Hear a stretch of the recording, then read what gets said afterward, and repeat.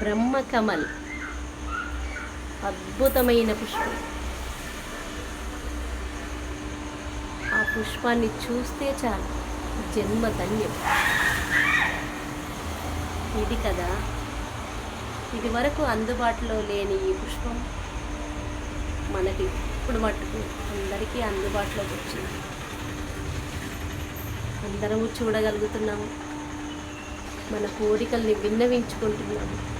అఖండ ఐశ్వర్యాన్ని ప్రసాదించే బ్రహ్మకమల పుష్పం. నయనానందకరం బ్రహ్మకమల వీక్షణం, సుమనోహరం